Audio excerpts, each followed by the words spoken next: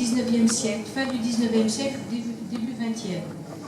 Mes deux dernières héroïnes, d'ailleurs, sont campées à cette époque-là. Donc, je ne vais pas parler de Jeanne Chauvin, qui était ma précédente héroïne et qui a été la première femme à plaider. Donc, j'avais fait un roman, Femme de robe.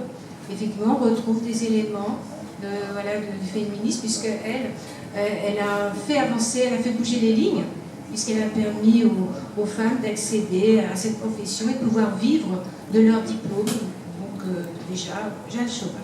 Alors, ma prochaine héroïne n'est pas vraiment une féministe, hein, mais c'est une originale, et c'est surtout une artiste. C'est une artiste qui naît dans un monde bourgeois et qui est passionnée par la peinture, et qui, dès son plus jeune âge, rêve de devenir peintre, et puis de peindre, eh bien, comme les hommes, de vivre de sa peinture. Bien sûr, c'était absolument fantaisiste comme imagination. Les femmes n'étaient pas bien considérées, les femmes peintres n'étaient pas bien considérées.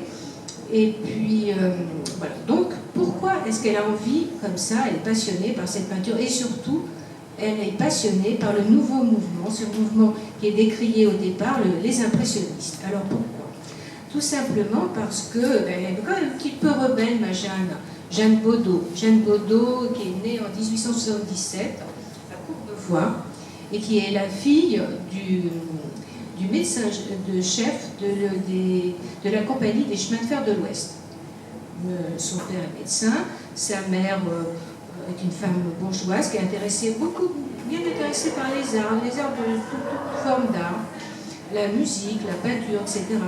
Alors, elle a entendu parler de ces impressionnistes, et puis surtout, c'est très moderne, c'est nouveau, donc ça attire les jeunes esprits. Et elle entend parler souvent parce que son père, je ne sais pas vraiment pourquoi, mais son père est le médecin de Renoir.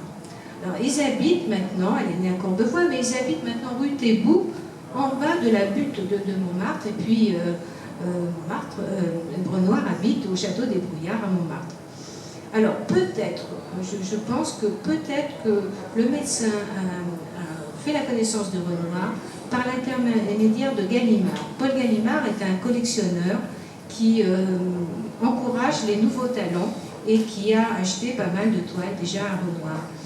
Alors, Gallimard est tout simplement apparenté à la fille aînée des Bodot. La fille aînée de Bodot, qui est une fille qui s'est mariée avec un monsieur Bertrand, fils d'un académicien des sciences, etc. Et donc, elle va connaître Renoir par ce biais. Renoir descend souvent la butte. Donc Jeanne demande à son père, oh là là, j'aimerais bien faire connaissance de Renoir, qu'il vienne voir ce que je fais, me dire ce qu'il en pense de mes... Parce qu'elle aime beaucoup faire des paysages, des fleurs. Ça prend un certain temps, mais un jour, Renoir s'arrête et va voir les dessins, les aquarelles et les peintures à l'huile qu'elle déjà... Et il regarde, alors là, elle a très très peur parce qu'elle sait que sa vie entière va en dépendre. Ses parents ne la laisseront jamais continuer dans cette voie si le maître il s'arrête sur une peinture qu'elle a faite d'un paysage à Givry dans Bourgogne. Il dit, vous mettrez longtemps avant de refaire une toile comme celle-ci. Alors là, donc ça y est, c'est fait. Elle aura le droit d'arrêter ses études. Elle en était au brevet supérieur, hein, comme toutes les filles de la bourgeoisie d'époque. Elle peut se consacrer à son art, à la peinture. Souvent, Renoir va venir lui donner des conseils. De temps en temps, alors tout de suite, Renoir est âgé à cette époque-là, mais cette jeune fille de 16 ans, si fraîche, si joyeuse, si adorable, eh bien, elle lui plaît beaucoup. Elle lui plaît en tant qu'amie, en tant que jeune fille. Et ils sont joyeux tous les deux. Renoir est un homme très joyeux. Et ils s'entendent comme larron en foire et ils partent découvrir le Louvre. Alors ils s'arrêtent au Louvre, il plaisante tout le temps, Renoir. Il passe devant des statuettes, il dit « Ah, j'en mettrais bien une dans ma poche ». mais il s'arrête devant une œuvre, il lui explique exactement tout, et il lui dit, il faut aller peindre, il faut faire des reproductions d'anciens. Il n'y a que comme ça qu'on arrive à vraiment apprendre les règles. Alors, il lui a dit aussi, il faut quand même prendre moi je ne peux pas vous donner de cours, mais il faut prendre des cours académiques. Il faut déjà apprendre les bases et selon les normes académiques. Donc elle va s'inscrire à l'Académie Julian. À l'Académie Julian, il y a des cours pour les filles, il y a des cours pour les garçons. Alors les garçons, ils ont le droit de peindre des nus, hein, mais pas les filles. Pas exagérer non plus. Et puis, il lui a dit, bon, vous allez peindre l'un, mais surtout, ne le montrez pas à Jean-Paul Laurens, qui est le professeur, parce que ça va pas lui plaire. Vous peignez et vous m'apportez ensuite, et c'est moi qui corrige. Donc elle fait ça pendant un certain temps, elle se sert des modèles, voilà, jusqu'au jour où Jean-Paul Laurens fait une descente qui n'est pas prévue, il regarde un petit peu tout ce que tout le monde avait fait, il aperçoit, c'est-à-dire que c'est une méchante camarade qui a remis la toile sur le chevalet à la dernière minute, il aperçoit ça et dit, je ne corrige pas cette peinture-là. Alors la méchante camarade qui lui a fait la blague de remettre mais non, Jeanne est ravie parce que maintenant elle sait qu'elle est une vraie impressionniste, qu'elle peint comme les impressionnistes. Donc voilà, c'est la révélation. Et c'est toute sa vie va continuer, elle va tout le temps suivre. Alors certainement, elle essaye de reproduire, mais elle a aussi sa touche personnelle et peut-être plus classique aussi. Mais ça y est, son destin, sa carrière est lancée. Alors, c'est une amitié entre Jeanne Bodot et Renoir qui va durer jusqu'à la mort du peintre, c'est-à-dire 26 ans. Ils vont se voir beaucoup au début, puisque en tant que jeune fille, il va donc lui donner quelques cours, puisque on ne peut pas dire qu'elle soit renvoyée, mais il y a une telle ambiance maintenant à l'Académie Julian avec ce professeur qui n'aime pas ce qu'elle fait, qu'elle s'en va, et que Renoir lui propose dans un premier temps de travailler avec une dame, une américaine qui s'est entichée de lui et qui lui demande tout le temps des conseils. Et puis après, ça se passe très mal avec l'américaine, qui gratte la toile de Jeanne par jalousie. Il y avait quand même des petites tensions. Et alors, à partir de là, eh bien, elle sera tout le temps l'élève attitré de Renoir. Lui qui ne donnait quasiment pas de cours, il le donnait simplement aux petites Manet. Alors, les petites Manet, c'est tout simplement Julie Manet, la fille de Berthe Morisot, et puis ses cousines, les petites Gobillard. Et alors, c'est des jeunes filles qui sont aussi, qui baignent dans le domaine de la peinture, dans cette sphère d'artistes, et qui sont obligatoirement attirées par la peinture, qui vont aller peindre au Louvre, qui recevront quelques conseils du maître.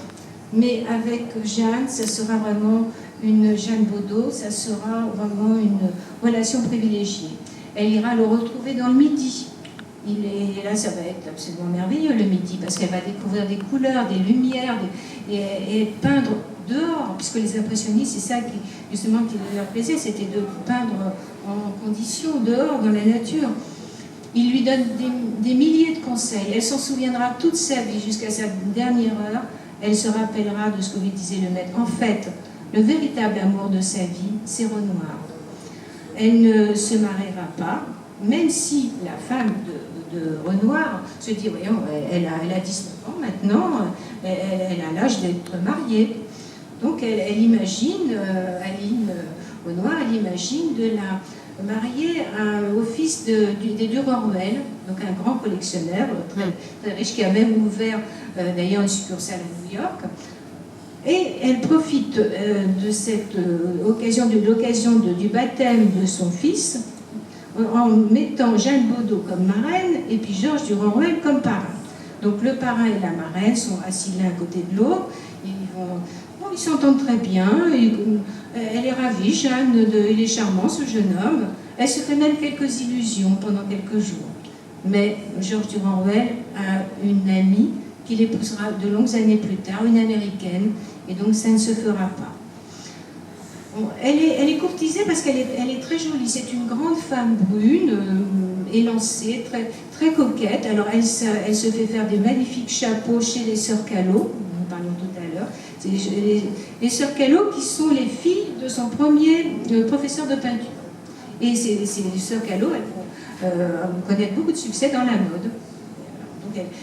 Donc elle est toujours très joliment habillée, et donc quand elle va au Louvre et qu'elle se met devant son chevalet, elle se met à peindre selon les maîtres. Il y a beaucoup de jeunes rapins qui sont très jeunes peintres qui la courtisent. Matisse la courtise, Linaret la courtise. Mais Jeanne, c'est la peinture et Renoir. Et donc, quand Renoir, alors bien sûr, il y a toujours cette fameuse guerre de 14 qui va complètement détruire un monde, le monde de Jeanne, ce monde joyeux, parce qu'elle était heureuse, elle était très heureuse, elle n'avait pas de soucis matériels, elle vivait dans un monde privilégié, intellectuel, etc. Elle était très heureuse, Jeanne. Et puis il y a cette guerre de 14 qui détruit tout, avec la mort de proches, la mort de neveux, la mort... Et puis à la fin de cette guerre de 14, 1919, eh bien, c'est Renoir qui disparaît. Donc, période de tristesse et de deuil.